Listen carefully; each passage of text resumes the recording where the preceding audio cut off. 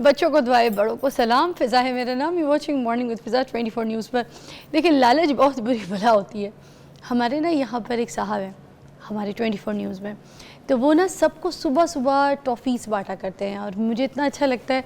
अब वो ना साइड से गुजर गए और मैं थोड़ा सा, क्योंकि टाइम पे ऑनियर हो गई हूँ, वो 1 सेकंड लेट हो गए तो दे दे। और मेरा दिल ये होगा कि जो मेरी आजा आजा आजा दे दे। अस्सलाम वालेकुम जी, कैसी तबीयत है? ठीक ठाक है। ये है हमारे भाई साहब। आज तो मुझे इतना ऑनियर लाइव मिल रही है इतनी सारी, तो मैं फिर डॉक्टर साहब को भी शेयर कर दूंगी।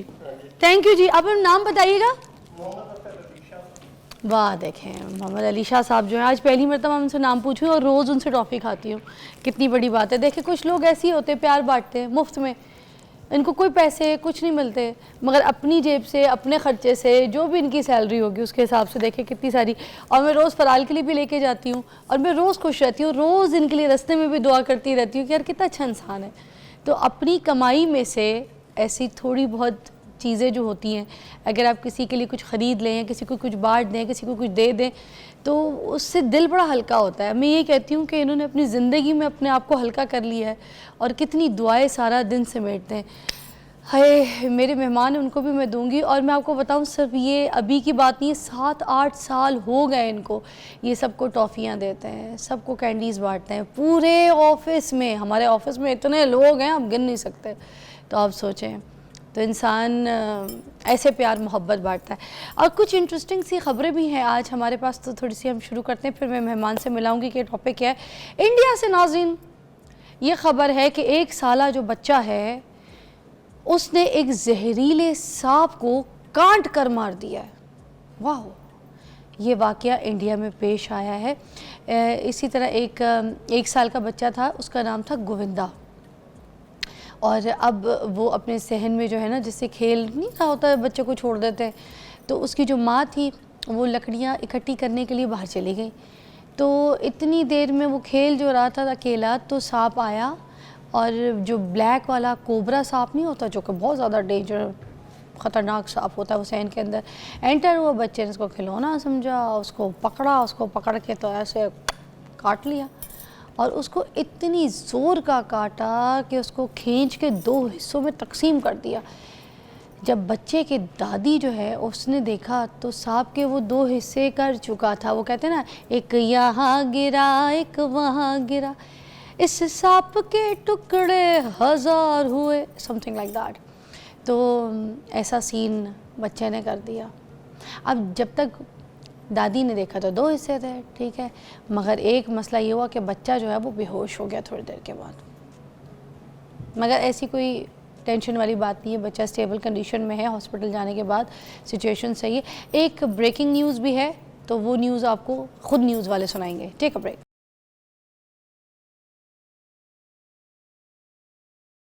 Welcome back. मैं आपके साथ कुछ मज़े की इंटरेस्टिंग ख़बरें जो थी वो शेयर कर रही थी। एक और जापान से ख़बर है। जापान में जो मोस्टली मर्द हजरात हैं ना, वो अपनी पूरी की पूरी जो तनख्वाह है ना, वो अपनी बीवी के हवाले कर देते हैं, ठीक है, और उसके बाद पूरे महीने जो उनका ख़र्चा होता है तो उससे बीवी के पास जाते हैं और बीवी से पैसे लेते हैं, चाहे सिगरेट हो, चाहे पानी हो, कोई और ख़र्चा हो, कोई डिनर हो, कोई दोस्त यारी में उठना बैठना हो, या कोई शॉपिंग हो, तो वो पॉकेट मनी के तौर पे अपनी बेगम से लेते हैं। अच्छा, ये वो अपनी कोई खुशी से नहीं देते, ठीक है, ये वहाँ पर उनका एक रिवाज है कि मर्द के ऊपर कहा यह जाता है वहाँ पर कि जो अपना वो जो सारा ख़र्चा है ना, वो सारा का सारा ख़ातून के हवाले, बीवी के हवाले ही करेगा, और बीवी ही जो है वो सारा का सारा ये इंतज़ाम चलाएगी। दूसरी वाली जो जंग अज़ीम थी ना, उसमें बड़ा ज़्यादा इनको नुकसान हो गया था, ठीक है, तो उसके बाद ये सारा शुरू हुआ था कि एक ये रिवाज बना लिया गया था कि जो भी पैसा है वो बेगम को देंगे, और उसके बाद बड़े अच्छे तरीके से भी ना वहाँ पर ये बीवियाँ जो है सब चीज़ों को मैनेज करती हैं। बड़ी बात है, क्योंकि घर को ख़वातीन जो है वो बिल्कुल हैंडल कर रही होती हैं अच्छे तरीके से, क्लोज़ली, तो इसीलिए वो अपने घर के ख़र्चे को भी बचत के हिसाब से, तरीके के हिसाब से, मियाना रवि देखते हुए तरीके से चलाती हैं।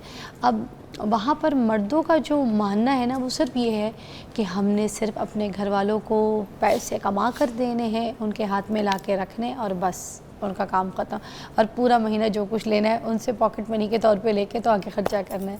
तो ये बड़ी अच्छी चीज़ है। अगर मैं इस्लाम की बात करूँ, ठीक है, तो यहाँ पर इस्लाम में भी हमारे वहाँ ये है कि मर्द जो है वो कमाएगा पैसा, बाहर जाके अर्न करेगा और अपने बीवी बच्चों के लिए जो है ना वो चीज़ें मुहैया करके और अर्न करके पैसा जो है आके अपनी बीवी को देगा। अब जो मर्द का कमाया हुआ जो पैसा है वो भी बीवी का है। अगर बीवी काम करना चाहे मर्द की अंडरस्टैंडिंग के साथ, मियाँ की अंडरस्टैंडिंग के साथ, तो फिर वो बीवी कमा सकती है पैसा, मगर बीवी का पैसा मर्द का नहीं है, बीवी का पैसा पर बीवी का ही है। मतलब मर्द का पैसा भी बीवी का है, जो बीवी कमा रही है वो पैसा बीवी का ही है, और आगे जो कुछ बचता कुछता है वो भी बीवी का है, और मर्द उससे पूछ नहीं सकता। ये हमारा इस्लाम कहता है कि वो कहाँ खर्च कर रही है, किसको दे रही है, पैसा किधर गया, ये इस्लाम ने हुक्म दिया हुआ है। क्या बात है इस्लाम की। अब ये इस्लाम में हमारे ये हमें सिखाया गया सब्जेक्ट, ठीक है, और उसके बाद ये फॉलो कौन कर रहे हैं? जापानीज। कर लो बात, है ना। चलिए जी, टॉपिक की तरफ आते हैं। हमारे जो आज के मेहमान हैं उनके बारे में बताती हूँ आपको कि आज हम उनसे बात करेंगे। प्रोफेसर डॉक्टर राशिद ज़िया है, किसी तारों के मोहताज नहीं, आते रहते ENT स्पेशलिस्ट हैं, और हम आज इनसे पूछेंगे कानों में अक्सर कोई ना कोई बच्चा कुछ ना कुछ डाल देता है, ठीक है, बड़े भी, हम भी कभी कॉटन बड से सफाई कर रहे होते हैं तो ज़्यादा जाके हिट हो जाता है। मर्द हजरात जो है बाइक की चाबी कान के अंदर मार देंगे, ठीक है, कभी कुछ ना कुछ, कोई सुई मार देगा, कोई कुछ चिमटी को, चिमटी मतलब वो हेयर पिन, हम उसको चिमटी भी कहते हैं ये कराची वाले, तो वो फिर ये जो एयरबड्स होते हैं ना, ये जिस तरह के मोबाइल के, ये अगर इसकी इस तरह से अगर सफाई ना की जाए, आपको मैं एक और चीज़ बताऊं कि इनकी ना ये जो फ्रंट के हिस्से होते हैं ना, इनकी अगर सफाई ना की जाए, इनको चेंज ना किया जाए, ये भी इन्फेक्शंस जो है ना वो पैदा कर देते हैं। ये बड़े काम की चीज़ है, गौर से सुन लें, क्योंकि आप लोग को लगता है आपने ले लिया आज और उसके बाद सारी ज़िंदगी जब तक ख़राब नहीं होगा, टूटेगा नहीं या खोएगा नहीं, तो उसकी कोई सफाई, इसकी भी सफाई होती है, ठीक है। अच्छा, और मैं तो अल्कोहल वाइफ से जो है ना उससे कर लेती हूँ। उसके अलावा कुछ लोग क्या करते हैं कि ये पहनते हैं कान में, फ़ोन पे बात कर रहे होते हैं आशिकी माशूकी की, और उसके बाद सुबह उठते हैं तो पता चलता है कि कान में एयरबड जो है ये लगे हुए थे, तो इसका भी बड़ा नुकसान है। इन सारी चीज़ों के बारे में बात करेंगे, कॉल्स भी शामिल करेंगे राशिद ज़िया साहब से। अस्सलाम वालेकुम। वालेकुम सलाम। सर, सबसे पहले तो मुझे ये बताइएगा कि कानों की जो सफाई है उसके हवाले से हमें ज़रा तरीका पता चल जाए, क्योंकि जहन में सबसे पहले जो सवाल आता है वो ये कि हर चीज़ जो हाथ आ जाए उससे तो सफाई करना शुरू कर देते हैं हम, ठीक है ना, और हमें बेचैनी इतनी होती है कि हमें उस वक्त डॉक्टर याद नहीं आता, हमसे कोई तकलीफ़, हम कहते हैं हमको डॉक्टर है, जो करना है हमने करना है और इसी इमीडिएट तरीके से करना है, क्योंकि अभी तो हमें खुजली हो रही है कान में। तो इसके कितने नुकसान हैं, क्या कर सकते हैं? Thank you very much. कान के 3 मेन फंक्शन हैं जो हम समझ लें पहले कि जी सुनना बोलने के लिए बहुत ज़रूरी है। एक नॉर्मल सुनने वाला बंदा ही बेहतरीन बोल सकता है, रिप्लाई कर सकता है। उससे बड़ा काम है बैलेंस कंट्रोल। इंसान का जितने ओलंपिक्स हैं, जिम्नास्टिक्स हैं, फाइन एक्टिविटीज़ हैं, सारी की सारी इंटरनल ईयर की बदौलत है। तीसरा कॉस्मेटिक्स हैं, जो अब तो लड़कों में भी इम्पॉर्टेंट हो गया, लड़कियों में तो सदियों से था कि ऑर्नामेंट्स, बहुत सारी चीज़ें आप कान को ज़ेब तन और इस तरह उसको और ग्लोरीफाई करती हैं। अब तीनों चीज़ों के लिए ज़रूरी है कि इसका फंक्शन नॉर्मल रखा जाए। ब्यूटीफुल क्वेश्चन ये है कि साफ़ करना चाहिए? No, big no. आँखें और कान अल्लाह मियाँ ने वो मोस्ट सेंसिटिव स्पेशल सेंस है, ख़ास सेंस है, वेरी स्टीरियोटाइप हैं। इनकी सफाई की हरगिज़ ज़रूरत नहीं है।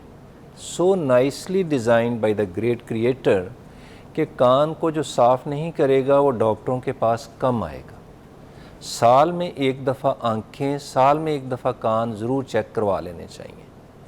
लेकिन मिस होता यूँ है कि जैसे छोटा बच्चा है, इंसान को जब भी ख़ारिश होगी, इरिटेशन होगी, डिस्कम्फर्ट होगी, वो उसको कुछ ना कुछ तो करेगा।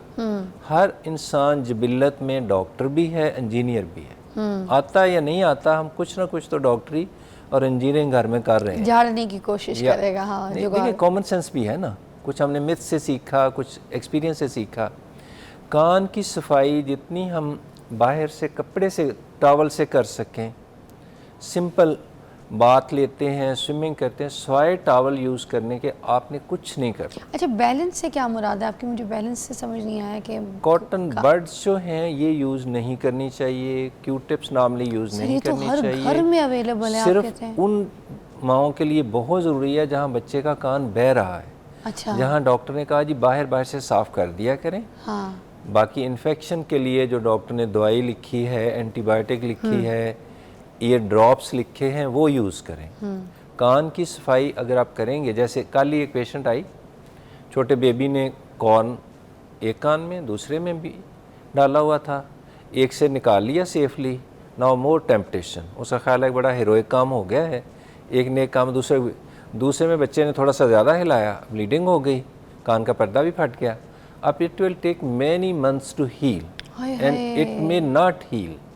और अगर वो डॉक्टर के पास आ जाएगी तो चांस है 90% के विदाउट सर्जरी सिंपल तरीके से वो हील कर जाएगा। नहीं वैसे इतना नाजुक होता है कि इतनी जल्दी फट भी जाता है एग्जैक्टली और ये हील भी हो जाता है। इट्स वेरी थिन कि अगर आप ड्रॉप्स नहीं डालें, पानी नहीं जाने दें, स्विमिंग रोक दें, उस कान में वाटर एंट्री और ड्रॉप समझें कि बहुत बड़ी गलती है, बहुत बड़ी गलती है।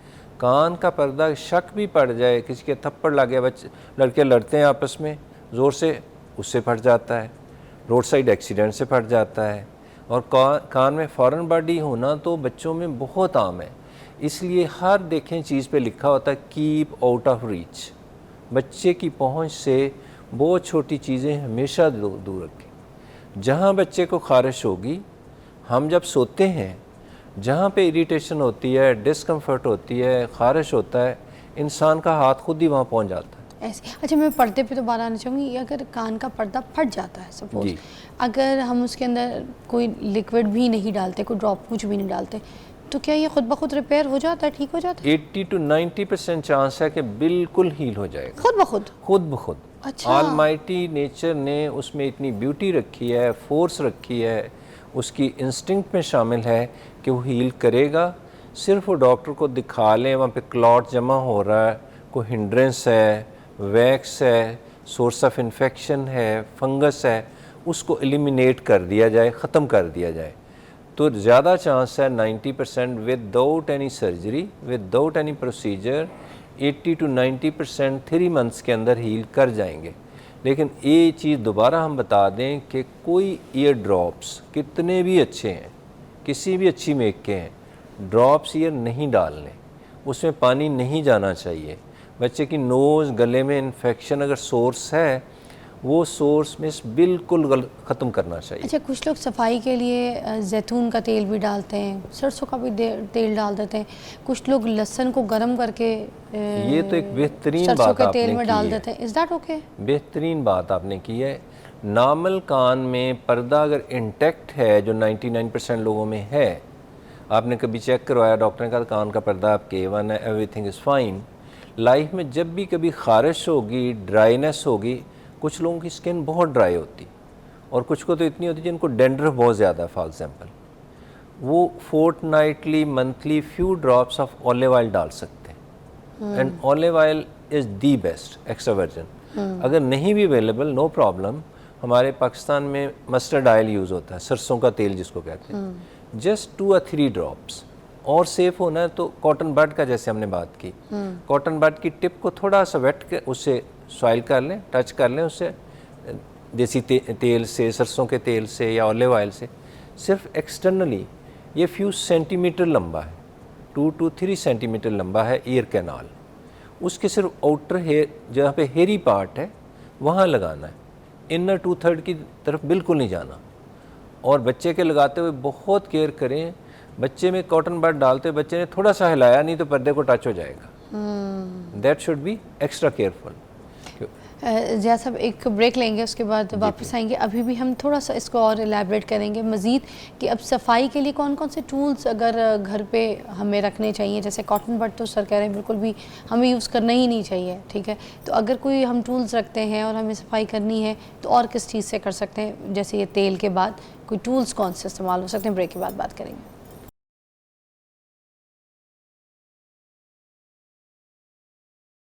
Welcome back. हम पूछ रहे थे कि सफाई के लिए और कौन से टूल्स जो हैं हम रख सकते हैं कान की सफाई के लिए, अगर कॉटन बड का इस्तेमाल नहीं करना और घर में नहीं रखने।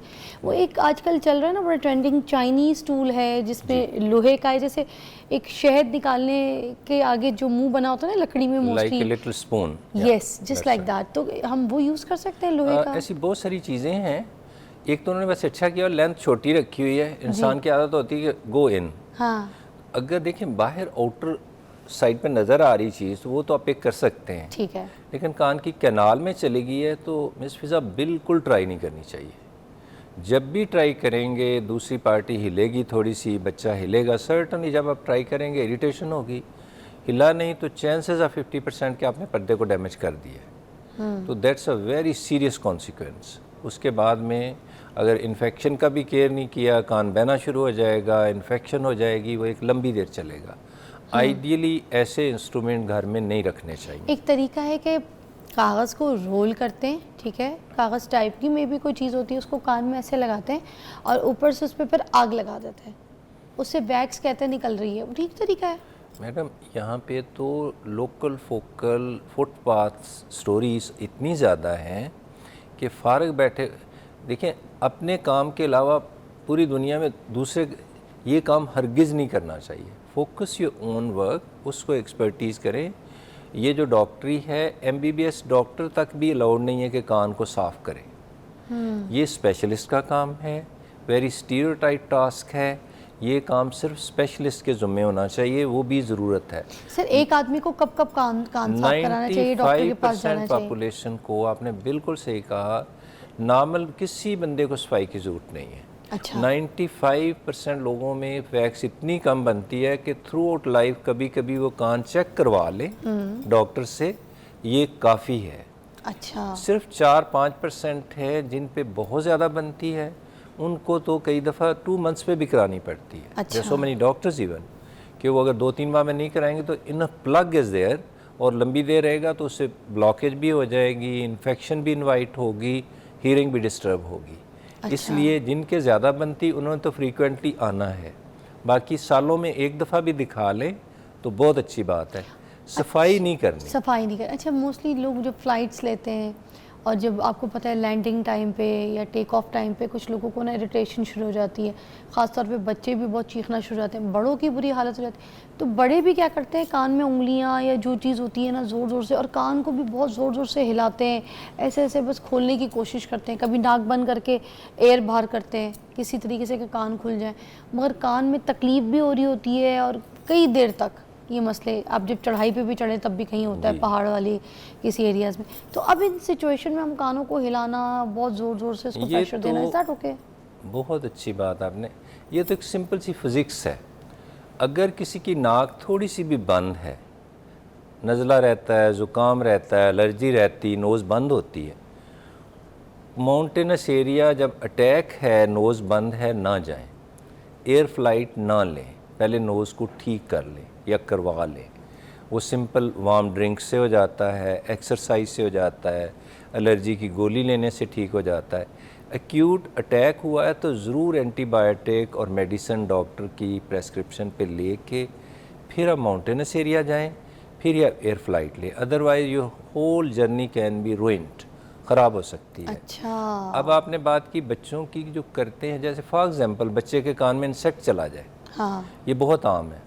आज से just few years ago I was sitting in the clinic के बाहर एक 15-16 साल का लड़का बार बार चीखे मार रहा था। हाँ। उसकी बारी थी सबसे एंड पे, वो बार बार रिसेप्शनिस्ट कह रही थी सर पहले उसको अटेंड करें, उसकी तो यूरिन वेटिंग भी हो गई हुई है। उफ, अच्छा। वो कहीं घास पे लेटे हुए थे 2 बच्चे, किसी एक के कान में इंसेक्ट गया। अब इंसेक्ट को बाहर से जब भी आप छेड़ा-छेड़ी करेंगे वो और बाइट करेगा, वो और डीप जाएगा। अब दिस अ बिग इशू, कहीं पे भी हैं, आप माउंटेनस एरिया में हैं, गांव में हैं, फ़ौरन डॉक्टर की तरफ भागने की ज़रूरत हरगिज़ नहीं है। सिंपल सी बात है, कोई भी आयल आपके पास अवेलेबल है, वहाँ पे आयल के चंद कतरे कान में डालें, ये जो भी चीज़ अंदर है फ़ौरन बाहर एग्जिट कर जाए। गर्म या नॉर्मल? या it's very normal all over the world कि आप उसमें नहीं, ऑयल को गर्म करके डालना नो एट बॉडी कान में जब भी कोई चीज़ डालनी है, वो आपने ऑलिव ऑयल है, सरसों का तेल है, कोई और तेल सिंपल साफ़ अवेलेबल है, वो बॉडी टेम्परेचर पे होना चाहिए, नॉर्मल, ना गर्म हो ना ठंडा हो। ऐसा अगर डालेंगे तो चक्कर भी आएंगे, कै भी आएगी, इसलिए वार्म ज़्यादा नहीं डालना चाहिए। बॉडी टेम्परेचर है 37 सेल्सियस, 98 फ़ारेनहाइट, इस पे बिल्कुल आइडियल तरीका है। ऑयल डाल दें, वो डेड हो जाएगा या फिर वो बिल्कुल काटना बंद कर देगा या बाहर निकल आएगा खुद ही। अगर फॉर एग्जांपल ऑयल भी नहीं है, आप देहाती एरिया में, गांव में जाते आपको वहाँ से अपनी ज़मीन से देर लग जाएगी, साफ़ पानी तो मिल जाएगा। साफ़ पानी भी नहीं है तो सिंपल पानी को 2 मिनट बॉयल करें, जब वो नॉर्मल हो तो उसमें डाल दें। कोई एक चीज़ डालेंगे तो उसको आप डेड कर दें फ़ौरन। अस्पताल जाते जाते तो मे बी वो अच्छा खासा काम कर चुका होगा, वो बाइट कर चुका होगा। कितनी चीज़ें पानी में होती हैं, ओपन एरिया जैसे लाहौर की नहर है, कितने लोग एंजॉय करते हैं गर्मियों में। इसमें हर तरह का जरासीम, हर तरह का लार्वा मौजूद है, क्योंकि बैक एंड पे एनिमल भी वही हैं, इंसान और एनिमल इकट्ठे एंजॉय कर रहे हैं। Everything is possible. और उसमें फंगस बहुत लगती। इस मौसम में सबसे ज़्यादा मरीज़ आते हैं कान ब्लॉकेज की वजह से या फंगस की वजह से। ड्राई जगह पे फंगस नहीं ग्रो कर सकती, ड्राई जगह पे जरासीम नहीं ग्रो करता। Keep the year dry. आपने स्विमिंग की है, बाथ लिया है, सिंपल सा टॉवल लेके साफ टॉवल से अच्छी तरह बाहर से क्लीन करें। थैंक्स गॉड कि हमारे तो मौसम भी 8-10 माह गर्मी पड़ती है, 5 मिनट में वैसे ही ड्राई हो जाता है, फ़ैन चला ले और जल्दी ड्राई हो जाता है। लेकिन अगर हेयर ड्रायर की फैसिलिटी है तो नथिंग लाइक। लेकिन हेयर ड्रायर हमेशा 1 या 2 फुट हमारे फेस से दूर रखें। ठीक है पास सर, ना एक लाएं। ब्रेक लेते हैं। ब्रेक के बाद मुझे आप ये बताइएगा कि कान के अंदर अगर दाना निकल आए फिर क्या करेंगे? क्योंकि कान के अंदर अगर दाना, बहुत तकलीफ होती है। अच्छा, आपने सफाई के लिए आप कहा है कि कान के अंदर पानी भी डाल सकते हैं अर्जेंट, अगर ऐसा कोई मसला है, कोई बग चला गया, कोई चीज़ चली गई, कोई इंसेक्ट और डॉक्टर दूर है, तो इसकी थोड़ी सी एलैबोरेशन मुझे चाहिए होगी। ये ना हो कि हमारे कहने पे लोग करें और उसकी प्रैक्टिस सही ना करें, तो वो सही तरीके से आपको भी बताते हैं कि सर कह क्या रहे थे, क्योंकि कहीं मुझे भी हल्की सी थोड़ी सी मुझे समझ नहीं आई है, तो अब ब्रेक के बाद समझते हैं।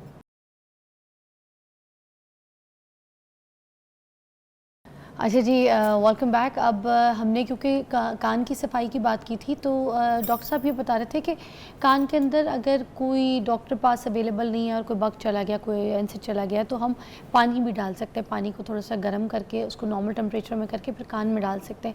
अब अगर कान में डालना है तो किस मिकदार में डालना है उस कीड़े को निकालने के लिए कान से, और क्या पानी उसको मशरूम शावर कान के अंदर ऐसे डाल देना है या किसी लोटे के समेत, क्या किस ये चम्मच से डालना है, कि कितने ड्रॉपर, कितना पानी, कैसे? Thank you very much. एक तो ये कि साफ़ डालना, इन्फेक्शन फ्री होना चाहिए। जैसे बिल्कुल साफ़ पानी है, बिल्कुल अलाउड है। अदरवाइज़ बॉयल करके ठंडा कर लें नॉर्मल टेम्परेचर पे। नॉर्मल टेम्परेचर मीन कि आपने सोप से हाथ धोया हुआ है, लिटिल फिंगर डालें तो आपको गर्म ना लगे, ल्यूक वार्म हो, जो बॉडी टेम्परेचर है। ठीक। ड्रॉप वाइज डालना है, जो भी चीज़ डाल अवेलेबल है वहाँ पे।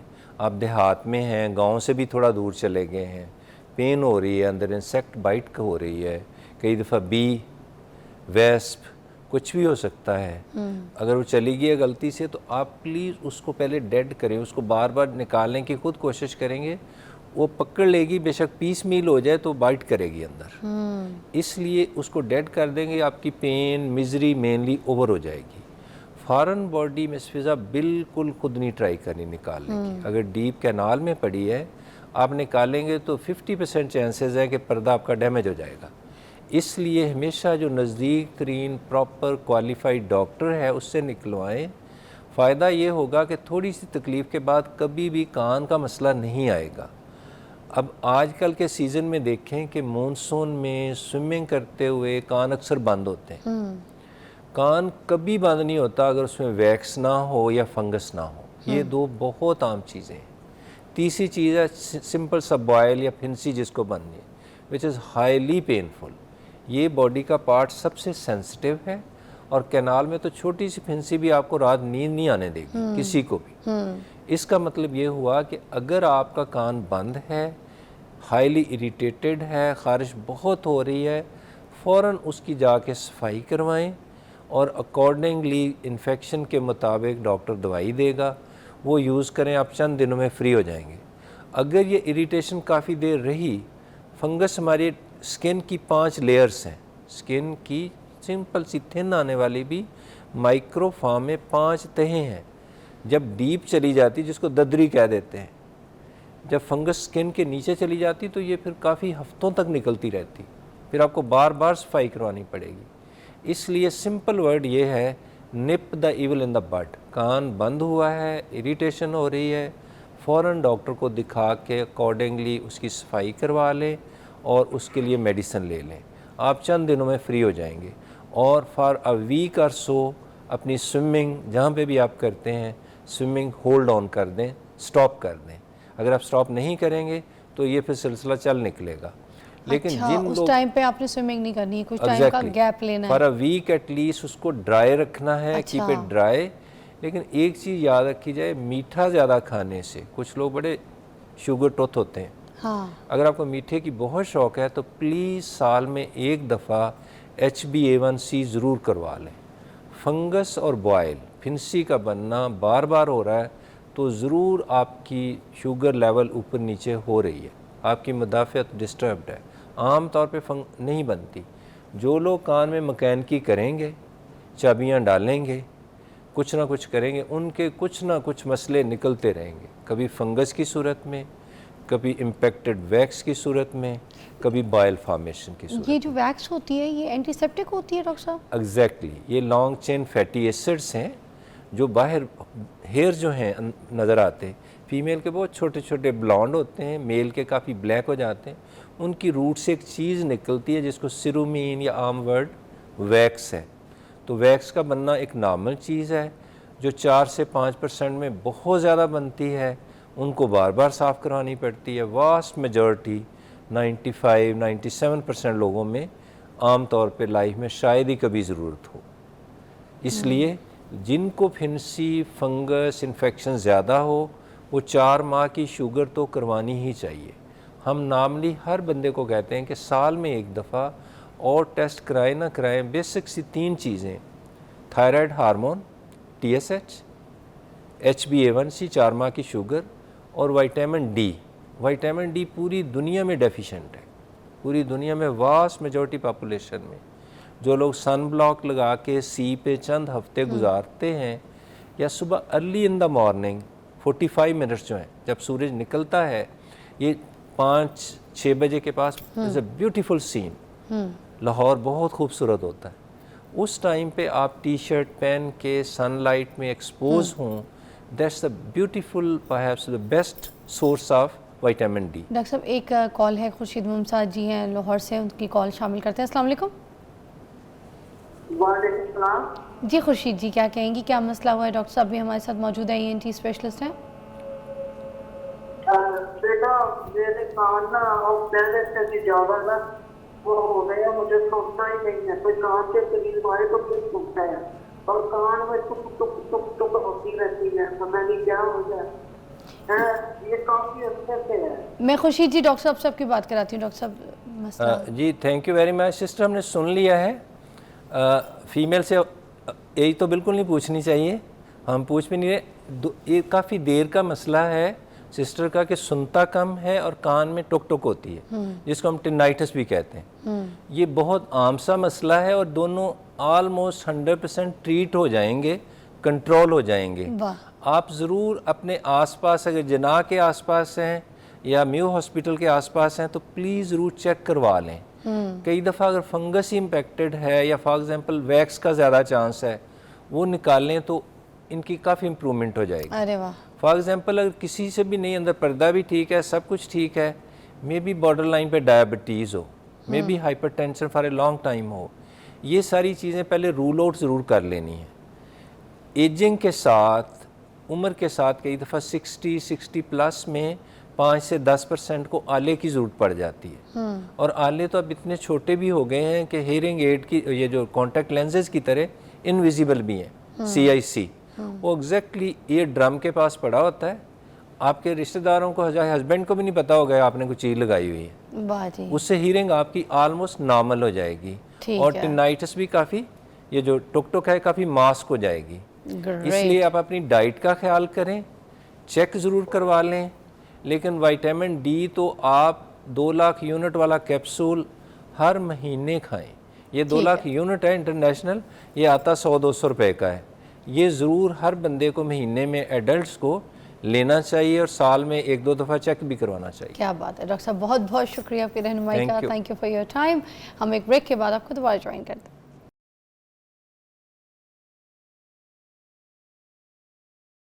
ओके जी, वेलकम बैक नाज़रीन। बड़ा ज़बरदस्त टॉपिक है और मर्दों के हवाले से है। मर्द जो है उसको कहा जाता है मर्द कभी नहीं रोता, मर्द को तकलीफ़ कभी नहीं होती। क्यों? क्या मर्द लकड़ी का बना है, पत्थर का है? क्या वो इंसान नहीं है? उसको महसूस नहीं होता, उसका दिल नहीं है? अगर वो किसी के सामने रो भी पड़े, ठीक है, तो फिर उसको कहते हैं कि यार कितना कमज़ोर है यार, ये मर्द है, ये मर्द के नाम पे धब्बा है, ये रो पड़ा, ये मर्दी क्या है जो अपने आप को कंट्रोल नहीं कर सका, अपने आंसू कंट्रोल नहीं कर सका, ये क्या लोगों के सामने बैठ कर रो रहा है। अब टीनेज में, जवानी में ही उनको घर से ही तरबियत मिलना शुरू जाती है, रोना नहीं है तुमने, आंसू नहीं निकालने। मर्द रोता अच्छा नहीं लगता। अब उसके साथ क्या क्या कुछ हो रहा है, वो जॉब पे जा रहा है, उसको जलील किया जा रहा है। अभी एक आपके सामने वो यूनिवर्सिटी का वाक़या, एक बच्चे को जो एक उसके टीचर ने उसको इतना इंसल्ट किया। अब वो बच्चा पढ़ने के लिए आया था यूनिवर्सिटी में, ठीक है, कॉलेज में। अब अंदर उसको क्या क्या फ़ील हो रही होगी, कितने स्टूडेंट्स के सामने उसकी इंसल्ट हो रही है, उसको जलील किया जा रहा है। उसका उस वक्त एक आंसू तो नहीं निकला, इसलिए क्योंकि उसको घर से तरबियत है कि तुमने रोना नहीं है, मगर उसके हालात ऐसे होंगे क्योंकि बाकी सुनने वाले रो रहे थे तो अंदर से, तो फिर वो कितना रो रहा होगा। तो इस तरीके से मर्द को माशरे में बहुत से पेन सहने पड़ते हैं, देखता है बेचारा सब कुछ, मगर वो इमोशंस जो है ना बेचारा सब दबा रहा होता है, ठीक है। तो ये इमोशंस जो है कब तक दबाएगा, और क्या ये उसके लिए सही है? क्या उसकी जहनी हालत ठीक रहती है इन इमोशंस को दबाने के बाद? क्या वो माशरे में बाकी फिर और कुछ करने के काबिल रहता है? एक टूटी हुई चीज़, एक कप है, कोई चीज़ है मेरे हाथ में, अगर वो टूट जाती है और मैंने उससे कोई काम लेना है, या कोई एक ऐसी बॉटल मेरी टूट गई है, अब उसमें अगर मैंने पानी भरना है तो वो तो लीक होता रहेगा, तो मैं क्या उसका मज़ा लूँगी, मैं कैसे पानी पीऊँगी, या मैं अपने उसमें पानी भर के कैसे कहीं ट्रैवल कर सकती हूँ? इसी तरह टूटा हुआ आदमी लेकर आप कहाँ कहाँ फिरेंगी, किधर किधर जाएंगी? टूटे हुए आदमी से आप क्या एक्सपेक्ट कर सकती हैं या कर सकते हैं? इस पर बात करेंगे आज। नबी अली ख़ान है मेरे पास, डॉक्टर नबी अली ख़ान, कैसी हैं? मैं ठीक ठाक, आप सुनाइए। आते ही आपने मुझसे सबसे पहले ये सवाल किया कि जब कोई मर्दों का टॉपिक होता है तो मुझे बुलाया जाता है। मुझे लगता है मर्दों की बड़ी अच्छी रहनुमाई करती हैं आप, बड़ा साथ देती हैं, कभी कभी उनकी आवाज़ बन जाती हैं। तो आज आपकी ज़रूरत थी ना, तो मैंने कहा बात करते हैं। आप सबसे पहले मुझे बताएं। हाँ, मैंने तो आप लोगों को यही कहा है कि जहाँ मर्द और औरत की बात होती है वहाँ आप लोग मुझे याद करते हैं। हालांकि मैं माहिर नफ्सियात हूँ और भी नफ्सियाती बीमारियाँ जो है वो डील करती हूँ। ये भी तो नफ्सियाती प्रॉब्लम हाँ, है, ये सबसे बड़ी नफ्सियाती प्रॉब्लम है। देखिए, बिहेवियर इश्यूज़ जो हैं और एक आपको जो तरबियत दी जाती है आपके घर से, जैसे आप मर्द का आज आपने टॉपिक रखा है, इमोशंस का टॉपिक रखा है। मर्द की इमोशंस औरत से कहीं ज़्यादा हाई होती हैं, मर्द कहीं ज़्यादा जो है वो औरत से ज़्यादा फील करता है। लेकिन प्रॉब्लम ये आती है कि उसकी ट्रेनिंग ऐसी है, उसको समझाया ये जाता है कि तुम्हें तुम्हारे घर से ही जो है वो ये बताया जा रहा है कि तुम स्ट्रॉन्ग हो, और एक स्ट्रॉन्ग आदमी ना रो सकता है, ना अपनी तकलीफ़ का इजहार जो है वो किसी के सामने कर सकता है। मैं ये समझती हूँ कि अपने बेटों की भी इमोशंस का उतना ही ख्याल रखना चाहिए वालिदैन को जितना अपनी बेटियों की इमोशंस का ख्याल रखते हैं। बेटियाँ छोटी छोटी बात पर रोती हैं, रो कर जो है वो बात मनवा लेती हैं, ज़रा से शौहर ने डांट दिया तो आंसू निकल आते हैं, वो इमोशंस जो हैं वो बह जाते हैं। आप साइकोलॉजिकली और अगर आप जो है वो साइंसी एतबार से ये देखें कि एक शख्स जो है उसके अंदर की तमाम तर इमोशंस अगर वो दबा लेता है, वो एक्सप्रेसिव नहीं है, ये एक्सप्रेस नहीं कर पाता, तो ये इमोशंस जो है वो उसके लिए ख़तरनाक हो सकती हैं। ये अंदर इस तरह के जो है जहरीले मादे पैदा कर देती हैं कि जिसकी वजह से इंसान बीमार रहना शुरू हो जाता है। इसका सबसे जो डिप्रेशन या स्ट्रेस का सबसे ज़्यादा जो असर होता है वो आपके स्टमक पे होता है। मगर मोस्टली तो ये कहा जाता है ना कि अगर तुम इन इमोशंस को अपने अंदर दबा लोगे, इस गम को, तकलीफ़ को बर्दाश्त करते रहोगे, तो तुम और ज़्यादा मजबूत होते चले जाओगे। ये चीज़ें तुम्हें और ज़्यादा मजबूत बनाएंगी। देखिए, मुझे नहीं लगता कि ये सही ट्रेनिंग है, मुझे नहीं लगता कि सही ट्रेनिंग है। ट्रेनिंग को तब्दील करें, अपने बेटों की ट्रेनिंग में तब्दीली लेकर आएँ, उनको बताएं कि अगर वो रोना चाहें तो वो रो सकते हैं। अगर वो किसी भी जगह पर अपनी इमोशंस का इजहार करना चाहें तो वो कर सकते हैं। मर्द आज का एक्सप्रेसिव ही नहीं है, ना मोहब्बत को जो है वो बयान कर पाता है, ना नफ़रत को बयान कर पाता है। सिर्फ अपने बिहेवियर से ये शो कर पाता है कि अगर वो बहुत ज़्यादा स्ट्रेस या डिप्रेशन में है तो वो खामोश मिलेगा आपको।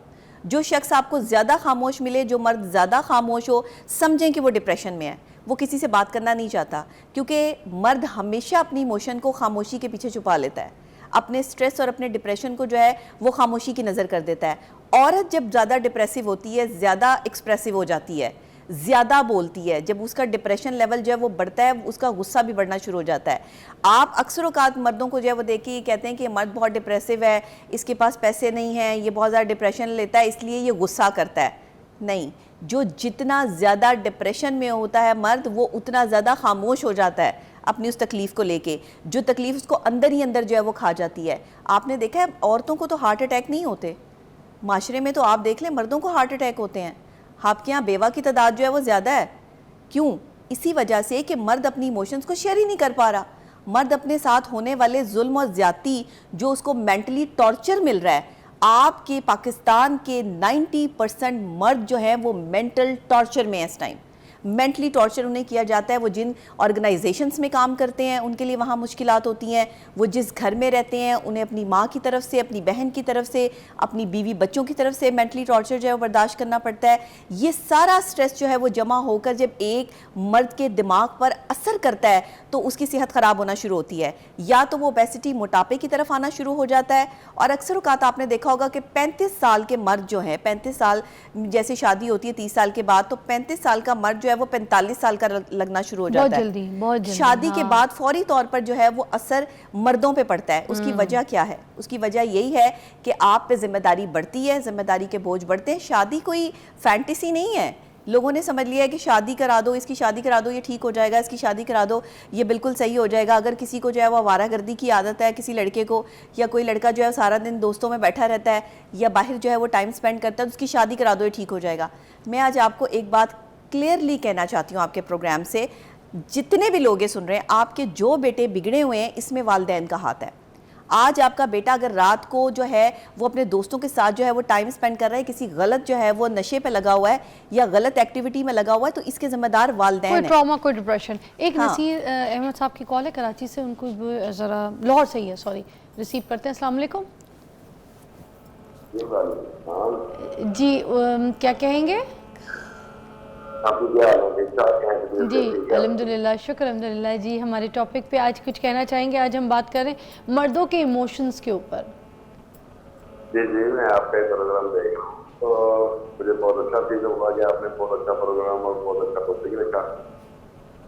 शुक्रिया। और आपका डॉक्टर साहबा भी बहुत अच्छी बात कर रही हैं। जी मर्दों की पॉलिसी की बात करना चाहता हूँ कि जब शादी में शादी करता है और उनके जज्बात और मोहब्बत और इजहार इतना एक्सपोज होता है कि बगैर एक पक्ष है, ठीक है।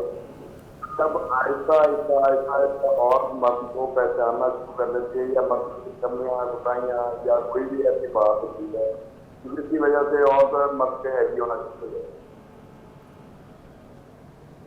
है। छोटी छोटी गलतियाँ पकड़नी, आप ऐसे हैं, आप ऐसे हैं, आप ऐसे हैं, उसके ब्रेन की टॉर्चर करना, यानी तो मर्द क्या करे? इंसान 24 घंटे बस इसी सोच में रहता है कि यार मैंने इसके साथ मौजूद हुआ, मैं सब अच्छे से रहना चाहता हूँ, और हर वक्त और मर्द को यही वैल्यू देना चाहता हूँ।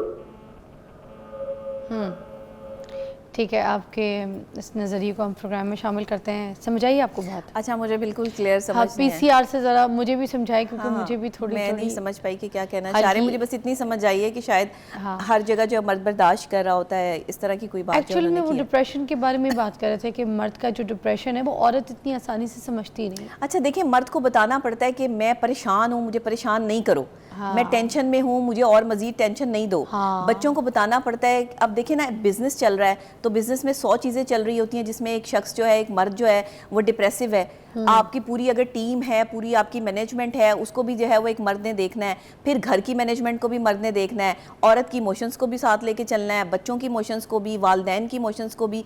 एक मर्द को कॉकटेल बना के रख दिया है, वो कभी इधर जो है वो जाता है, कभी इधर जाता है। माँ कहती है ये मेरा बेटा है, बहन कहती है ये मेरा भाई है, भाई अगर टाइम नहीं देता तो मुझे, भाई जो है वो शादी के बाद बदल गया है। शादी के बाद उसका बदलना बनता है क्योंकि आपने उसके साथ जिंदगी के 25-30 साल गुजार लिए हैं, माँ ने भी और बहन ने भी और घर वालों ने भी। अब उसको उसकी बीवी के हवाले कर दें, अब उसको उसके बच्चों के हवाले करें ताकि वो अपने घर को जो है वो सही तरीके से देख सके। जब आप एक मर्द पे इतना इस तरह उसको प्रेशराइज करते हो मेंटली कि जी माँ को भी देखे, बहन को भी देखे। और हमारे पाकिस्तान में एक रिवाज बहुत ही अजीब है कि घर का जो सबसे बड़ा बेटा होगा ना, बस उसी पे जिम्मेदारी होगी, बाकी सारे बेटे जो है वो मौजे मस्तियां करते फिर रहे होंगे, उन पे कोई जिम्मेदारी नहीं है। हाँ, घर का बड़ा बेटा और बड़ी बहू कुल को जिम्मेदारी सारी उन पे डाल देते आपने हैं। बीच में एक बहुत अच्छी बात की, मुझे लड़ गई है जी। उसी सवाल के साथ मैं जो हूँ ना दोबारा वापस आऊंगी मुझे छोटी सी ब्रेक के बाद।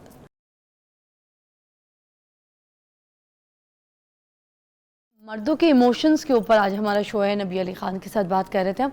मुझे बताएं, कुछ बहनें होती हैं जब भाई उनको कॉलेज छोड़ने की बात करते तो कहती नहीं रहने दो हम खुद चले जाएंगे, अम्मी छोड़ देंगी, अब्बू छोड़ देंगे, खुद चली जाएंगी।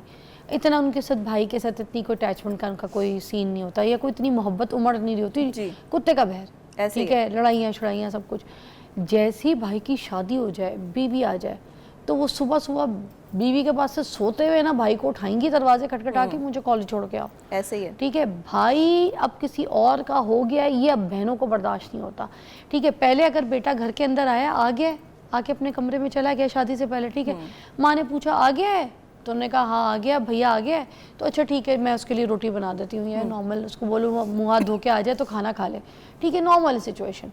अब शादी हो गई, शादी के बाद अगर बेटा घर के अंदर आ गया, माँ ने पूछ लिया कि आ गया है, तो बहन ने या घर में किसी ने जवाब दे दिया कि हाँ आ गया है, तो माँ ने फ़ौरन कहना बीवी के पास चला गया होगा, जोरू का गुलाम कमरे में सीधा, माँ के पास नहीं आया, पहले नहीं था, बाद में सीन, ये चीज़ें शुरू। देखिए हमारे माशरे में यही प्रॉब्लम है। मैं कहती हूँ कि आज लोग रिलेशनशिप में नहीं है, सिचुएशनशिप में है, क्योंकि एक मियाँ बीवी एक नए रिश्ते में बनते हैं, शादी होती है, शौहर डर रहा होता है कि मैं अपनी बीवी का हाथ भी पकड़ लूँगा तो मेरे माँ बाप क्या कहेंगे, मेरी बहन जवान जो है वो घर में है, मेरा भाई घर में है, तो मैंने इनके सामने अगर बेगम को जो है वो ऐसे करके हक भी कर लिया या हाथ भी पकड़ लिया या उसको बिठा के थोड़ा सा खाना भी खिला दिया, तो ये तो मेरे लिए कोई बहुत बड़ी जो है वो ऐसी बात हो जाएगी कि जिससे मैं बेइज्जत हो जाऊंगा। अपने हाथ से प्लेट से निवाला बना के सबके सामने उसके मुंह नहीं में खिला डाल सकते। सकता। किधर गई आपकी फिर मोहब्बत, किधर गया आपका मियाँ बीवी का जो है वो रिलेशनशिप। खुदा के लिए ये बहन भाई और माँ बाप जान छोड़ दिया करें शादी के बाद जो है वो लड़के की, उसको उसकी बीवी के साथ जो है वो कुछ टाइम स्पेंड करने का मौका दें। नई शादी हुई है, शादी में बहुत सारी चीजें होती हैं, एक दूसरे के बंदा करीब आता है, मोहब्बत करता है, चाहत से एक दूसरे को खाना खिलाता है, बाहर घूमने जाते हैं, दोस्ती लेवल शुरू दोस्ती होती है। और मियाँ बीवी के दरमियान जो आपके पाकिस्तान में दोस्ती नहीं हो पा रही, इसकी सबसे बड़ी वजह जो है वो आपका जॉइंट फैमिली सिस्टम है। ये मैं ऑन एंड ऑन आपके प्रोग्राम में कह रही हूँ, जिसकी वजह से शौहर डर रहा होता है कि मैं अपनी बीवी से मोहब्बत करूं तो करूं कैसे, कमरे से बाहर आवाज़ ना चली जाए, कमरे के बाहर खड़े हुए जो है वो बहन भाई और रिश्तेदार जो है वो सुन रहे होते हैं कि अच्छा ये बातें क्या कर रहे हैं। तो हमारा इस्लाम वो मोहब्बत की बातें नहीं कर सकते, को इतना सपोर्ट तो नहीं करता, आपको भी पता है, अगर मजबूरी है, वालिदैन बूढ़े हैं, हाँ। या कोई और सहारा नहीं है तो फिर कहा गया है, वरना अगर अफोर्ड कर सकते हैं, वालिदैन अगर बूढ़े हैं तो वालिदैन को अपने साथ रखें, लेकिन अपनी बीवी को आप प्रॉपर टाइम दें, वालिदैन को उनका टाइम दें। आप अगर ऑफिस से जो है वो घर आ रहे हैं और वो अगर खुदा ना खास्ता बेटा जो है वो अपने कमरे में चला गया है या बीवी बच्चों के पास वो 2 सेकंड बैठ गया है, तो वालिदैन की तरफ से जो नाराज़गी का इजहार किया जाता है ये एक लड़ाई का बाइस बनता है। देखिए छोटी छोटी चीज़ों को हमें कंट्रोल करना है, छोटी छोटी चीज़ों को हमें जो है वो मैनेज करना है। आप नहीं करेंगे, आपके घर में लड़ाइयाँ होंगी। आप अगर पहले वालिदैन के पास वो लड़का जा रहा है तो बीवी जो है वो लड़ना शुरू हो जाएगी, बीवी के पास जा रहा है तो वालिदैन की लड़ाई शुरू हो जाएगी। ये जो मर्द को आपने इतना डिप्रेसिव पर्सनैलिटी बना दिया ना, खुदा के लिए इन मर्दों को माफ़ कर दें, क्योंकि ये मर्द जो है ना वो बेचारे पता नहीं क्या क्या बार बर्दाश्त करते हैं, फिर घर में आके नए तमाशे औरतों के बर्दाश्त करते हैं। औरत ज़ात ने मर्द को बेवकूफ़ बना रखा है, यकीन करें, वो बीवी है, वो बहन है, वो माँ है, वो बेटी है, बेवकूफ़ बना हुआ है। एक अक्लमंद आदमी, एक अक्लमंद मर्द, मैं कहती हूँ बाशऊर आदमी औरत के सामने जो है वो बेवकूफ़ बना हुआ है, जो उसमें नई भी क्वालिटीज़ हैं वो भी उसको इम्प्रेस करने के चक्करों में जो है वो अपनी क्वालिटीज़ अपने अंदर लाने की कोशिश कर रहा होता है बेचारा। बीवी को जो है वो कैसे मर्द पसंद है, कैसा जो है वो शख्स पसंद है, वैसा बनने की कोशिश कर रहा है। माँ को कैसा जो है वो बेटा पसंद है, वो वैसा बेटा बनने की कोशिश कर रहा है। बहन को कैसा भाई चाहिए, वो ये बनने की कोशिश कर रहा है। आपने उसकी अपनी ज़ात की नफ़ी कर दी। कभी उसे बिठाकर ये पूछा है कि बाहर उसने किन किन रवैयों का मुकाबला किया है? कभी उसे बिठाकर ये पूछा है कि वो जो पैसे कमाकर आपके घर में लाके दे रहा है, आपके खर्चे चला रहा है, वो कहाँ से और किस तरीके से आ रहे हैं? कभी पूछा है किसी मर्द से जो है वो बैठ कर के उसकी सेहत ठीक है या नहीं? कभी किसी मर्द के लिए, कभी अपने बेटे के लिए, भाई के लिए और शौहर के लिए किसी बीवी, बहन या माँ ने ये स्टेप लिया है कि जाके अपने टेस्ट करवाओ और प्रॉपर तरीके से अपनी फिजिकल और मेंटल हेल्थ का जो है वो ध्यान रखो? आप खाने पे खाने गोश्त खा लो, दालें खा लो, ये खा लो, वो खा लो, आपने खाने पे मर्द को जो है वो लगा दिया है या फिर आपने उसको जो है वो बातों पे लगा दिया है। भाई सास बहू की चिक और इतने झगड़े, इतनी शिकायतें, माँ डिप्रेस के पास करती है जाएगा मर्द उधर को। शिकायतें, बीवी के पास जाएगा उधर शिकायतें, इतनी शिकायतें लेके वो घर से काम के लिए निकलता है। वो बाइक चला रहा है भाई, किसी की गाड़ी को जाके बज सकता है भाई, किसी दीवार को जाके बज सकता है, ठीक है, कोई ऐसा हादसा हो सकता है, ठीक है, वो पता नहीं किस गुमान में हो या किसी पे जाके अपना बुखार उतार सकता है। 80% औरतें आपकी जो बीवियां हैं, भेजिए आप इस मेंटल सिचुएशन से। हाँ, तो वो घर में बैठी वेट कर रही हैं अपने शौहरों का। राइट, इस तरह बच्चे को ठीक से ऐसे भेजना, गलत है, झगड़ा घर में, गलत, चीखम चिल्ला, गलत है। शिकायतें करके कान भर के, रात को आते के साथ ही उसके कान भर देना, फिर सुबह भी वो बेचारा, उसका दिल नहीं होता कि वो घर में बैठ के नाश्ता अगर भी करे। आपके पाकिस्तान के 90% मर्दों को घर से फरार हासिल करने का मौका मिले ना, तो वो अलग जाके घर लेके ना सुकून से अलग रह लें। हमारे अपने ऑफिस वो में चाहते ही नहीं कि घर जाएं। आपको पता है हमारे क्यों? अपने ऑफिस में एक ऐसे इंसान है, मैं नाम नहीं लेती किसी का, मगर आप यकीन करें सारे काम करके चले जाते हैं ना, वो नहीं जाते। नहीं जाते। उनको 2-3 बार मैंने पूछा हाँ। कि आप क्यों नहीं जाते, क्यों नहीं जाते, तो उनके बस वो क्या बेचारे बोले कि मेरे घर के हालात ऐसे हैं कि मैं घर जाता हूँ तो मुझे बीवी जो है कोसना शुरू कर देती है, मुझे मेरी माँ जो है वो बोलना शुरू कर दे, तो मैं तंग आ गया उनकी कैसे? शिकायतों से। मैं नहीं कैसे? जाना चाहता घर नहीं में, जाना इधर ही चाहता। बेहतर हूँ, मैं काम करूँगा। मर्द को खुद आपने फरार का रास्ता दिया, मर्द को खुद आपने घर से बाहर निकाला। मर्द अगर घर वापस नहीं आना चाहता, बीवी को टाइम नहीं दे रहा, माँ बाप को टाइम नहीं दे रहा, तो इसमें कसूर जो है वो आपके बिहेवियर्स का है, किसी चीज़ का कसूर नहीं या है। की कॉल शामिल करते हैं कराची से। अस्सलाम वालेकुम। वालेकुम सलाम। फिजा कैसी हैं? लॉन्ग टाइम, मैं ठीक हूँ। किधर थे आप? कोई कॉल, मेरे इतने भाई, अच्छे मैं तो कॉलर, प्रोग्राम- मैं कहूँ किधर गए, चले गए? मैं रेगुलर प्रोग्राम देखता हूँ, लेकिन मेरी कॉल इत्तेफाक से नहीं मिल रही थी। आज जाने मेरी थे और आपने, नबिया- आप ऐसे बातें करते हैं, आपने इतने दिनों के बाद कॉल किया, आप पे नाश्ता पड़ गया। सोचो हम कॉलर पे भी नाश्ता। मैं जिस दिन लाहौर आया तो, बल्कि आप कराची आए तो इंशाल्लाह मैं आपको नाश्ता जरूर कराऊंगा। जबरदस्त, क्या बात है। नबिया को बहुत सलाम और हैट्स ऑफ, क्योंकि मैं उठ के सलाम करूंगा इनको, नबिया को मैं ओए, रेगुलर दिखता हूँ। वाह, कहते हैं उठ के सलाम करो। But she is the only one के दोनों तरफ को बैलेंस लेके चलती हैं और बहुत हकीकत पसंदाना तज़किया पेश करती हैं, माशाल्लाह माशाल्लाह। क्या बात है। अच्छा, बिल्कुल ऐसे ही है। मैं जो मैं फील करता हूँ, क्योंकि हमारे माशरे में ये हो गया कि हर वक्त की औरतों की, बल्कि एक हमारे दोस्त हैं उसमें ना, उन्होंने अपने फोन के अंदर एक नाम आ रहा था किलकिल, तो मैंने कहा कि किसका नाम है, कहनी बीवी का फोन आ गया तो किलकिल शुरू हो जाएगी। तो ऐसा नहीं होना चाहिए। देखिए, मर्द होता है ना, मर्द के लिए इसका प्रॉब्लम होता है कि सारी बातें, सारी चीजें बाहर की स्ट्रेस लेके आता है, अर्निंग करता है, सब करता है, घर में आके वो अगर वो बकबक शुरू हो जाए तो बड़ी प्रॉब्लम होती है। मेरा सवाल नबिया से है, नबिया, अगर आपको ऐसी बीवी मिल जाए जो हर वक्त किलकिल करती है, यानी आपको उसने और आपने उसके साथ जिंदगी गुजारती है, how can we change that person? और हमें क्या पॉजिटिव एटीट्यूड इख्तियार करना चाहिए कि वो हमारे साथ उसका बिहेवियर अच्छा हो जाए और किलकिल से निजात मिल जाए? यानी जो हर वक्त शिकायती रह जाए ना, उसको दूर हम कैसे कर सकते हैं? क्योंकि अब तो शादी हो चुकी है, how can we manage it? वाह, जबरदस्त जवाब दे। अच्छा सवाल है। मुश्किलों में फंसा दिया आपने मुझे। किलकिल, उसकी वजह किलकिल वाली। देखिए, ये जो हर वक्त की आपने लफ्ज़ इस्तेमाल किया किलकिल है, ये लड़ाई जो है ना वो स्ट्रेस का बाइस बनती है और जुदाई का बाइस बनती है। लड़ाई करने से, गलत जुमले इस्तेमाल करने से, हर वक्त शौहर के पीछे पड़े रहने से आप अपना घर नहीं बसा सकते, शौहर के दिल में अपना मुकाम नहीं हासिल कर सकती। जो ख़वातीन अपनी ज़ुबान पे कंट्रोल नहीं रख पाती, उनके घर बसने मुश्किल हो जाते हैं। औरत को मैं बता देती हूँ, सारी औरतें मेरे पीछे पड़ जाएंगी अब कि मैंने जब इसका हल बता दिया मर्दों को। वैसी पड़ी हुई है, एक आध और वैसे जो रह भी गई पड़ी है वो हुई भी है, पड़ लेकिन जाएंगी। मैं अब देखिए, मैं हल जो बताऊंगी वो सख्त होगा। बताएं। उसकी वजह ये कि ये हल इतना आसान काम नहीं है इसका। अच्छा। कि एक औरत को जो है वो आप उस नहज पे ले आए कि वो खुद ही मान जाए कि वो गलत है। अच्छा। ये बहुत मुश्किल काम है, मर्दों से नहीं मानती कभी भी। फिर? मर्द ये कभी नहीं कर सकता। बीवियों को मनाना दुनिया का मुश्किल तरीन काम है। लेकिन जो औरत बदतमीज़ी करती है, जो औरत अपने शौहर की इज्जत नहीं करती है, इसको इग्नोर पे डाल दें, इसको इग्नोर पे डाल दें। और आप इनको जितना इग्नोर करेंगे ये उतना ही आपके पीछे आएंगी और इनके बिहेवियर्स भी ठीक हो जाएंगे। और उन्हें बताएं कि आप उन्हें इग्नोर क्यों कर रहे हैं। जब तक वो अपना बिहेवियर ठीक नहीं करेंगी, जब तक वो आपकी इज्जत नहीं करेंगी, आप उनसे बात नहीं करेंगे। इस्लाम कह रहा है कि बीवी अगर जो है वो शौहर की बात नहीं मानती तो बिस्तर तक अलग हो जाए। तो आप समझें इस चीज़ को। और अगर बीवी बहुत ज़्यादा आपसे लड़ रही है, झगड़ रही है, फसाद मचा रही है, नहीं बात मान रही, तो या तो उसको बहुत ज़्यादा प्यार की ज़रूरत है या फिर आप उसको पूरी तवज्जो जो है वो दे दें। आप उसको थोड़ा जो है वो वक्त देना शुरू करें, उसको बाहर लेके जाएं, खाना खिलाएं, वो मोहब्बत का जो है वो जो डोज है वो ज़रा बढ़ा दें। या तो ये काम करें या फिर उसको बिल्कुल इग्नोर पे डाल दें। अक्सर खवातीन जो है वो मोहब्बत लेने के बाद और ज़्यादा जो है वो बदतमीज़ हो सर पे जाती चढ़ जाती और हैं। सर पे चढ़ किल जाती पिल हैं। वाली कहानी जैसे हाँ, ये या अक्सर खवातीन की ये भी साइकोलॉजी होती है। तो ये मतलब एक कहते हैं ना वुमेन टू वुमेन वेरी करता है कि एक वुमेन जो है वो उसकी कैपेसिटी क्या है या उसकी साइकोलॉजी क्या है। सबसे पहले तो औरत की साइकोलॉजी को समझें कि ये औरत चाहती क्या है, किस बात पे लड़ती है, पॉइंट आउट क्या चीज़ कर रही है, वक्त मांग रही है, प्यार मांग रही है, या फिर जो है वो कोई आपसे फरमाइशी प्रोग्राम है, या फिर जो है वो ऐसे ही खामखा छोटी छोटी बातों पे लड़ती है।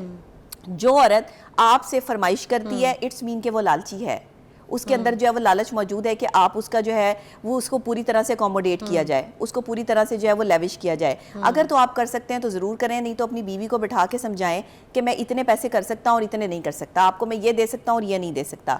दूसरी बात कि अगर बीवी जो है वो बहुत ज़्यादा मोहब्बत मिलने के बाद भी बदतमीज़ है और वो कंट्रोल नहीं हो रही है, तो इट्स मीन कि आपके समझाने में कहीं ना कहीं कोई दिक्कत रह गई है। कहीं मैं ये समझती हूँ कि कम्युनिकेशन गैप जो मियाँ बीवी के दरमियान में आ गया है ना, ये भी लड़ाई की वजह है। एक ब्रेक लेंगे, ब्रेक के बाद तो मज़ीद इसलिए इसके औरतों को ऊपर इलैबोरेट करेंगे। मगर अब बदतमीज़ी अगर बीच में है और औरत बदतमीज़ है तो वो कम्युनिकेशन करे कैसे? फिर वो कम्युनिकेशन तो नहीं है, वो तो फिर मर्द को साथ बदतमीज़ी करनी पड़ेगी, बहस करनी पड़ेगी, तभी बात होगी। फिर वो बात तो नहीं होगी, फिर वो सारी एक आपस में जो है वो बदतमीज़ी होगी। ब्रेक के बाद बात करते हैं, नबिया से और पूछते हैं कुछ।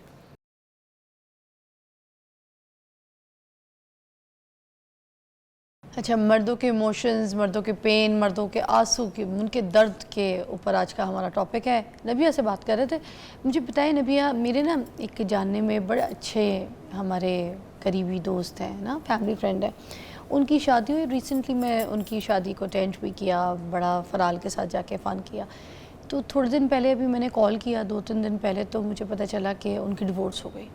तो मैंने कहा, मैं तो कॉल कर रही थी कि अब मैं इनका डिनर करूंगी और ये वो ऑल दैट, तो अब ये क्या सीन हुआ है? तो पता चला कि जो लड़की थी वो 1:30 बजे 2 बजे सो के उठती थी, उनको घर गृहस्थी की कोई समझ नहीं थी, जबकि माँ बाप जिंदा नहीं है लड़के के, तो ऐसा वो वाला प्रेशर भी नहीं था, घर में कोई देवर कोई नंद ऐसा वो भी कोई सीन नहीं था। हाँ। मगर उनको कोई शौक नहीं था कि वो अपने किसी घर में अपने स्टाफ को भी उठ के, नौकरों को भी हुक्म दें कि भाई तुम ये पका लो, ये ले आओ, ये सौदा ख़त्म है, नाश्ते में बना लो, या मियाँ उठ गया है जल्दी तो उसने नाश्ता किया कि नहीं किया, या कोई चीज़, ये गीले बाल लेके बस वो सोफ़ों पे बैठ जाती थी, सारा सारा दिन फ़ोन पे लगी रहती थी, बातें करनी होती थी तो वो गार्डन में जाके पता नहीं घंटों घंटों लगी रहती थी।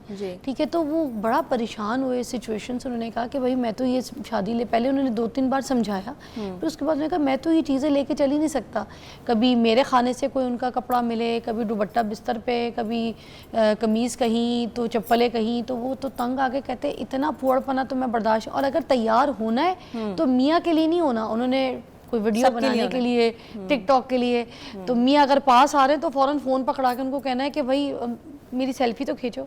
तो कहते हैं मैं तो उससे प्यार भी नहीं कर सकता, मैं पास जाता हूँ तो मुझे फ़ौरन कहती है सेल्फी खींच दो, वीडियो बना दो, पिक्चर वीडियो बना दो।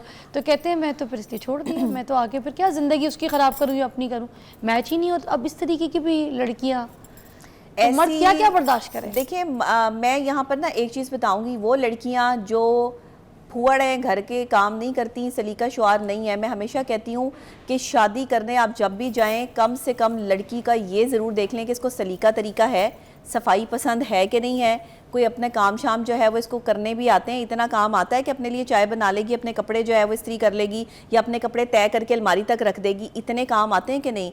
अगर वो जो है वो कहते हैं ना जब जैसे ममाज बॉय, इनसे शादी नहीं करनी चाहिए, तो ये जो बाबाज गर्ल्स होती हैं ना, इनसे भी नहीं शादी करनी चाहिए, क्योंकि ये जो बाप की बड़ी लाडलियाँ होती हैं ना, असल में बेसिकली बिगाड़ मर्द ही रहा है, ये मैं आपको बता दूं।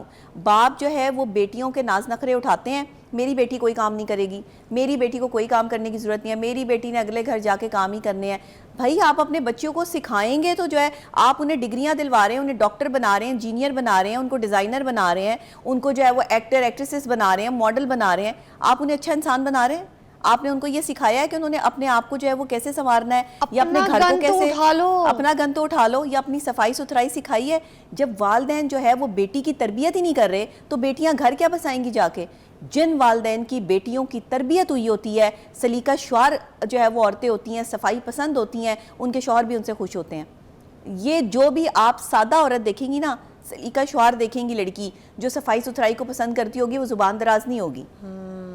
जिसको सलीका तरीका है ना, उसको जुबान का भी सलीका होगा। अच्छा, जुबान के अलावा औरतों में सफाई का भी बड़ा मसला है। बहुत तो ये बड़ा घर मसला। सफाई नहीं रखना, चीज़ें अपनी समेटा समाटी कुछ नहीं करना।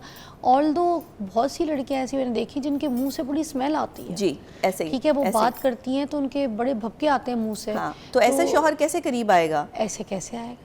एक कोई सहेली नहीं 2 मिनट बैठ के बात कर सकती है। तो बहुत सारी ऐसी लड़कियां हैं जिनको बिल्कुल सेंस नहीं है कि मियाँ के सामने बैठने थे नाखून नहीं चबाने। जी ठीक है, सर खुजला खुजला के बातें कर रही हैं। हाँ। बहुत सारी ऐसी तेल लगाया हुआ है तो मुसलसल कोई 2 से 3 दिन तेल ही लगा हुआ है बालों में, सारा दिन नहीं सारा नहाएंगी। दिन नहीं नहाना। हाँ। आपने जो है कुछ लोग कब नहाए थे? 2 दिन पहले तो नहाई थी। हाँ जी, बोल भी देती हैं हाँ। बड़े फख्र से कि 2 दिन पहले तो नहाई थी। देखिए, मैंने कौन सा काम किया जो मैं गंदी हो पर्सनल गई? हाइजीन बहुत इम्पॉर्टेंट है आपकी लाइफ में, मर्द हो या औरत हो। आप मियाँ बीवी के रिलेशनशिप में डेली आपका साफ सुथरा होना, सारा एक दूसरे के लिए तैयार होना, एक दूसरे को इम्प्रेस करना, अटेंशन देना। देखिए सारा दिन जो है ना तैयार नहीं होती लड़कियां। मियाँ घर में अगर छुट्टी वाला दिन भी है ना, नाइट सूट में गंदी सुंदी मासी बन के घूमती रहेंगी। हाँ। अच्छा, कुछ औरतों को ये भी शौक होता है कि भले काम शाम हो चुका होता है, अगर जिस दिन मियाँ जल्दी घर आ गए या मियाँ की छुट्टी है, जानबूझ के झाड़ू पकड़ के तो डस्टिंग का कपड़ा पकड़ के या कोई किचन में ज़बरदस्ती का काम दिखाने के लिए ना अपने आप को गंदी मासी बना के ना मियाँ के सामने घूमेंगी। फिर मियाँ का दिल ही नहीं है, मियाँ वैसे उदास हो जाता है, वो ट्रॉमा डिप्रेशन में चला जाता है। और मैं की कितना मैं किधर शादी कर ली है यार, मुझे किधर फंसा दी है। मतलब वो भी तो डिप्रेशन है के काबिल होगी तो मर्द देखेगा ना। तो मर्द को ये ट्रॉमा नहीं है, मर्द को ये दुख नहीं है दुख। एक औरत ख्वाहिश करती है मेरा मर्द ऐसा हो, मेरी शादी ऐसी हो, पैसे वाला हो, गाड़ी हो, मेरे खर्चे उठाए, मुझे सोना दिलाए, जेवर, सारी ख्वाहिशें औरत रखती है। इज्जत भी करे, प्यार भी करे, मेरी बात भी मान। तो क्या मर्द ये ख्वाहिश नहीं रख सकता कि मेरी बीवी भी हूर परी हो? देखें, हूर परी होने का मतलब ये नहीं कि नैन नक्श बहुत ही हसीन हो। हूर परी मर्द के लिए वो भी होती है जो उसका पेट का ख्याल रखती है, खुद साफ सुथरी होती है, ठीक है, उसकी इज्जत करती है, उसको पूछती है, यू नो, उसकी टेक केयर करती है, उसके घर वालों का ख्याल रखती है। मैंने बहुत सी नॉर्मल शक्ल की खवातीन को जब वो तैयार होती हैं या अपने आप को जो है सजाती संवारती हैं तो वो बड़ी हसीन लगती हैं। हाँ। औरत सारी खूबसूरत होती है और सादगी में भी हसीन है। मुझसे अक्सर खवातीन पूछ रही होती हैं कि आप बैठकर ये कह रही होती हैं कि हम सजे सवरे तो हम इतनी ज्वेलरियां पहन के बैठ जाएं, हम इतने जो है वो कोई काम वाले कपड़े पहन के बैठ जाएं। क्या हो गया? काम वाले कपड़े मैंने आपको नहीं कहा पहन के बैठ जाएं, इतनी इतनी भारी भरकम ज्वेलरियां ना पहन के बैठ जाएं, कुछ साफ सुथरे रहें, तैयार हो, हो, हल्का सा मेकअप जो है वो करें, कोई अपनी शक्ल को डेंटिंग पेंटिंग रखें, कोई अपने आप को अप टू डेट रखें। देखने वाला देखेगा ही वही जो देखने वाली चीज होगी। जब कोई देखने वाली चीज ही नहीं है तो उसने देखना क्या, फिर बाहर जाके ही देखना है। फिर आप कहती हैं एक्स्ट्रा मैरिटल अफेयर चल रहे हैं। तो एक्स्ट्रा मैरिटल अफेयर किसका चल रहा है? औरत की खूबसूरती बड़ी मायने रखती है। औरत हर कोई खूबसूरत है, लेकिन जब आप अपने बालों का ध्यान नहीं रखेंगी, अपने नाखूनों का ध्यान नहीं रखेंगी, जुए हो, मियाँ साथ लेट के सो रहा हो, ठीक है, तकिए पे जुए चल रही हो, किल्ले पिल्ले लिखे, गंदी चीजें, गंदी जरासीम बीमारियों वाली चीजें साफ नहीं रखती अपने सर। तुम और दूसरी बात कैसे तकलीफें बेचारे ट्रॉमा बर्दाश्त करते हैं। रात को सोने से पहले लाजमी नहा के सोया करें, चाहे सर्दियां हो चाहे गर्मियां हो। ये बातें डॉक्टर्स के बताने वाली होती नहीं है, लेकिन एज अ साइकोलॉजिस्ट जो है वो मैं ये बात जो है वो मियाँ बीवी के लिए ख़ास तौर पे जब आप एक कमरे को शेयर कर रहे होते हैं तो उसमें ये बहुत ज़रूरी चीज़ है। चाहे आप कितने थके हुए हैं, चाहे आपको बुखार है, चाहे आपकी तबीयत जितनी मर्जी ख़राब है, लेकिन जो आपके साथ वाला शख्स आपके बेड पे सो रहा है उसे आप में से स्मेल नहीं आनी चाहिए। बेशक अपने जो है वो पर्सनल हाइजीन का लाजमी ख्याल रखें।